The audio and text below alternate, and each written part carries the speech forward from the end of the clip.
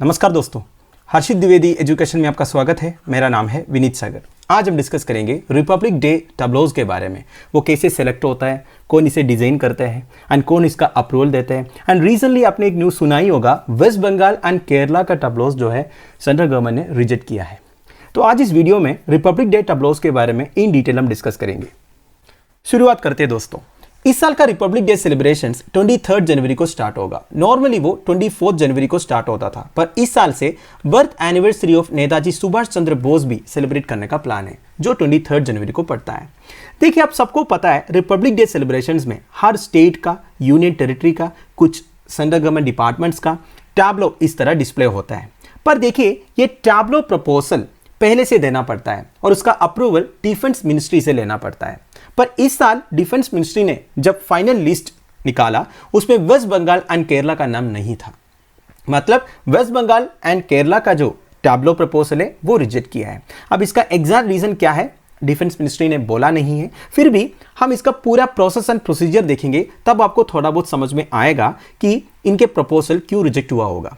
वैसे देखिए, एक ऑफिशियल ने यह बोला है, the entire process follows A set of guidelines and A committee compressing experts from the field of. देखिए, ये जो प्रपोजल एक्सेप्ट करने के लिए एक कमिटी है जो एक प्रोसीजर फॉलो करता है। इस कमिटी में एक्सपर्ट्स रहता है from the fields of art, architecture, design, culture, music etcetera etcetera.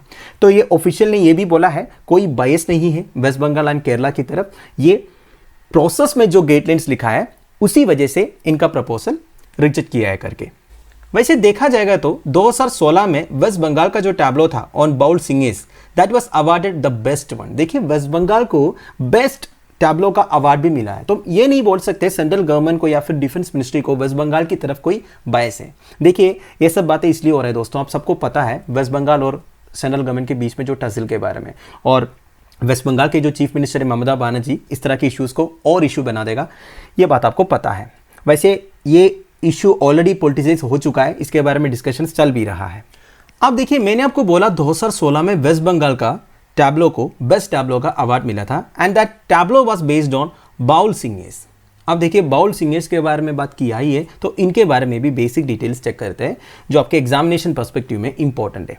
देखिए, बाउल और Bauls they are a group of mystic singers, basically एक सिंगिंग ग्रुप है और इनकी सिंगिंग स्टाइल में आपको तंत्रा, सूफिज्म, वैष्णविज्म, बुद्धिज्म, इन सब का एलिमेंट्स मिल जाएगा, ठीक है। और ये बिलोंग करते हैं बंगाल रीजन ऑफ इंडियन सब कॉन्टिनेंट से। जब मैं बंगाल रीजन बोल रहा हूँ, उसमें केवल वेस्ट बंगाल नहीं आता है, इसमें त्रिपुरा, आसाम, बैरक वाली एंड इवन बांग्लादेश भी आते हैं, ठीक है। एक वेरी हेट्रोजेनस ग्रुप है। इनके पॉपुलेशन में आपको mainly Vaishnava Hindus and Sufi Muslims मिलेगा। और बाउल सेंट्स में सबसे प्रोमिनेंट है Lalan Shah. He is regarded as the most celebrated Baul saint in history. ये नाम आप ध्यान दीजिएगा, ठीक है। अब देखिए, बाउल्स पॉपुलेशन जो है बंगाली कल्चर में काफी इन्फ्लुएंस करते हैं। 2005 में Baul tradition of Bangladesh was included in the list of masterpieces of oral and intangible heritage of humanity by the UNESCO. देखिए, यूनेस्को का oral and intangible heritage of humanity list में बाउल ट्रेडिशन भी इंक्लूडेड है, वो आप ध्यान दीजिएगा। अब हम वापस टॉपिक पर आते हैं। What is the tableau in Republic day. देखिए, टैब्लो क्या होता है ये मुझे आपको समझाने की जरूरत तो नहीं है, आप सभी ने देखा होगा 26 जनवरी को जब रिपब्लिक डे परेड होता है उसके साथ ये टैब्लो डिस्प्ले भी होता है, ठीक है। इसमें ग्रुप ऑफ मॉडल्स रहते हैं और मोशनलेस फिगर्स रहते हैं representing a scene from a story. Basically इसमें कुछ स्टोरी को डिपिक्ट करते हैं या फिर एक एक स्टेट या यूनियन टेरिटरी से, कल्चर से रिलेटेड या फिर हिस्ट्री से रिलेटेड कोई स्टोरी वो डिस्प्ले करते हैं। And during Republic Day, states and different departments and ministries showcase their achievements. देखिए, इसमें केवल स्टेट एंड यूनियन टेरिटरीज नहीं है, सेंट्रल गवर्नमेंट का कुछ डिपार्टमेंट्स, कुछ कॉन्स्टिट्यूशनल अथॉरिटीज भी अपना टैब्लो डिस्प्ले करते हैं, right. And every display brings out the diversity and rich heritage of India. इसमें कोई डाउट नहीं दोस्तों, हर एक डिस्प्ले से हमें इंडिया की डाइवर्सिटी के बारे में, रिच हेरिटेज के बारे में पता चलते हैं। Now the very important part, what is the process to decide the tableau start. देखिए, republic day parade and celebrations के लिए रिस्पॉन्सिबल है डिफेंस मिनिस्ट्री।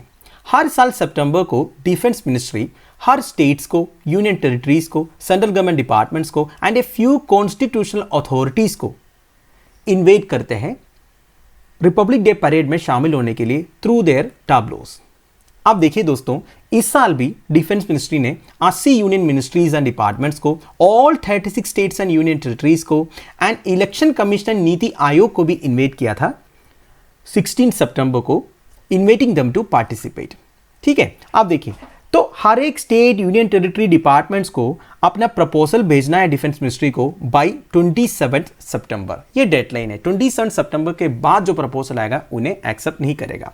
तो डिफेंस मिनिस्ट्री क्या करते हैं, इसके बाद प्रपोजल को शॉर्टलिस्ट करते हैं। ये कोई ज़रूरी नहीं है हर एक state union territory and departments का जो टैब्लोज प्रपोजल है वो एक्सेप्ट हो। ठीक है, तो सेकेंड वीक ऑफ अक्टूबर में ये शॉर्ट लिस्टिंग शुरू हो जाता है। और ये डिफेंस मिनिस्ट्री कुछ बेसिक गाइडलाइंस भी शेयर करते हैं, एक एक टैब्लोज में क्या क्या कंटेंट्स होनी चाहिए उसके बारे में। और ये हर एक पार्टिसिपेटिंग एंटिटीज को कुछ इंस्ट्रक्शंस भी पास करते हैं, जैसे कि हर एक टैब्लोज में मोस्ट मॉडर्न टेक्नोलॉजी का इस्तेमाल होनी चाहिए। मेरा कहने का मतलब है electronic display walls for bright display, moving elements using robotics और mechatronics, 3D printing, use of augmented और वर्चुअल रियलिटी एक्सेट्रा एक्सेट्रा। देखिए डिफेंस मिनिस्ट्री का मतलब ये है कि हर एक टैब्लोज में एकदम special effects and improved visual effects भी हो। राइट, आप देखिए एंड 2 डिफरेंट स्टेट्स और यूनियन टेरिटरीज का टैब्लोज जो है वो सिमिलर नहीं होनी चाहिए। थोड़ा बहुत सिमिलरिटी चलेगा, फिर भी हर एक टैब्लोज एकदम अलग अलग दिखनी चाहिए। फिर क्या है, कोई भी टैब्लोज में किसी भी तरह का राइटिंग और यूज ऑफ लोगोस नहीं होनी चाहिए। हर एक टैब्लो में केवल नेम ऑफ द स्टेट और यूनियन टेरिटरी और डिपार्टमेंट होनी चाहिए, इसके अलावा कुछ नहीं। और हर एक टैब्लोज का फ्रंट साइड में स्टेट या यूनियन टेरिटरी का नाम या डिपार्टमेंट का नाम हिंदी में लिखा रहेगा एंड बैक साइड में इंग्लिश में लिखा रहेगा and A regional language on the sides. अगर रीजनल लैंग्वेज है तो साइड्स में रीजनल लैंग्वेज में भी लिख सकते हैं। ठीक है, एंड डिफेंस मिनिस्ट्री हर एक पार्टिसिपेंट्स को ये भी बोलते हैं जितने भी मटेरियल आप यूज करते हो टैब्लोज के लिए वो इको फ्रेंडली होनी चाहिए। कोई भी प्लास्टिक और प्लास्टिक बेस्ड प्रोडक्ट्स का यूसेज नहीं होना चाहिए। Now how are the tableaux selected. देखिए जो सिलेक्शन प्रोसेस है ये एलाबोरेट है एंड टाइम कंज्यूमिंग भी है। सबसे पहले डिफेंस मिनिस्ट्री एक एक्सपर्ट कमिटी कॉन्स्टिट्यूट करते हैं जिनमें distinguished persons from the field like art, culture, painting, sculpture, music, architecture, choreography वगैरह रहते हैं। यही वो कमिटी है जो टैब्लोज प्रपोजल्स को शॉर्टलिस्ट करते हैं। अब देखिए दोस्तों इनकी कुछ गाइडलाइंस हैं, मतलब जितने भी कंटेंट होगा ना आपके टैब्लोज में वो सेल्फ एक्सप्लेनेटरी होनी चाहिए and should not need any written elaboration. मतलब आप जो कंटेंट दिखा रहे हो वो देखने से आम आदमी को समझ भी आना चाहिए वो क्या दिखाना चाहते हैं। और अगर कोई ट्रेडिशनल डांस भी इन्वॉल्व है टैब्लो के साथ, it should be a folk dance. किसी भी तरह का मॉडर्न डांस भी एक्सेप्ट नहीं करेंगे। और आर्टिस्ट जो costumes and musical instruments use करेंगे ना, that also should be traditional and authentic. और एक बार अप्रूव होने के बाद हर एक पार्टिसिपेंट को अपने टैब्लोज प्रपोजल का 3 डायमेंशनल मॉडल्स लेके आना है जो एक्सपर्ट कमिटी एग्जामिन करेंगे। और फाइनल सिलेक्शन के टाइम पर कमिटी हर एक फैक्टर के ऊपर देखेगा, मतलब वो टैब्लोज का विजुअल अपील क्या है, मासेस के ऊपर क्या इंपैक्ट होगा, आइडिया थीम ऑफ द टैब्लोज क्या है, डिग्री ऑफ डिटेल कितना इन्वॉल्व है एंड म्यूजिक क्या है एंड एमंग अदर फैक्टर्स। तो ये सब देखने के बाद फाइनली डिफेंस मिनिस्ट्री की जो एक्सपर्ट कमिटी है वो अप्रूवल देते हैं। तो दोस्तों finally do they have to be of a particular size. देखिए साइज के ऊपर भी रिस्ट्रिक्शंस है। वैसे डिफेंस मिनिस्ट्री हर एक पार्टिसिपेंट को 1 ट्रैक्टर एंड 1 ट्रेलर प्रोवाइड करते हैं। एडिशनल ट्रैक्टर या ट्रेलर यूज करना मना है। However, the participant can replace their ministry provided tractor और ट्रेलर। देखिए कोई ज़रूरी नहीं है डिफेंस मिनिस्ट्री जो ट्रैक्टर और ट्रेलर प्रोवाइड करते हैं वही यूज़ करना। पार्टिसिपेंट्स अगर चाहे तो अपना कोई गाड़ी भी यूज़ कर सकता है, but total number should not be more than 2 vehicles. 2 गाड़ियों से ज़्यादा यूज़ नहीं कर सकते। एंड ऑब्वियस सी बात है जो ट्रैक्टर होगा वो भी डिजाइंड होनी चाहिए। टैब्लो का जो भी थीम होगा, कंटेंट होगा, उसी के साथ साथ ये भी सिंक होनी चाहिए। ठीक है, और क्या लिखा है, डायमेंशंस ऑफ द ट्रेलर। देखिए डायमेंशंस ऑफ द ट्रेलर भी कितना होना चाहिए, इसके ऊपर भी गाइडलाइंस है।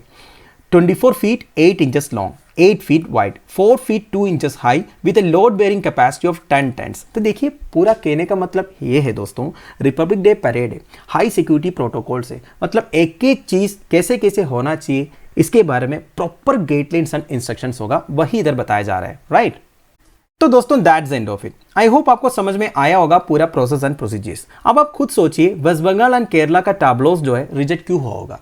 इसमें से कोई ना कोई रीजन हो सकता है, मतलब इनकी जो थीम होगा, जो कंटेंट होगा, वो एक्सपर्ट कमिटी ने एक्सेप्ट नहीं किया होगा। अब इसका प्रॉपर रीजन क्या है, यह अभी तक डिफेंस मिनिस्ट्री ने रिलीज नहीं किया है, वो तो बाद में पता चलेगा। वैसे इसमें कोई बायस होने का चांसेस कम है क्योंकि एक्सपर्ट कमिटी में डिस्टिंग्विश्ड पर्सन्स रहते हैं हर एक फील्ड का, पर आजकल हर एक चीज़ को पॉलिटिसाइज किया जाता है, वो अलग बात है। ठीक है, तो लेक्चर की PDF एज यूजुअल आपको टेलीग्राम चैनल में मिल जाएगा जिसका लिंक नीचे प्रोवाइडेड है। Thank you for watching, bye bye, have a nice day.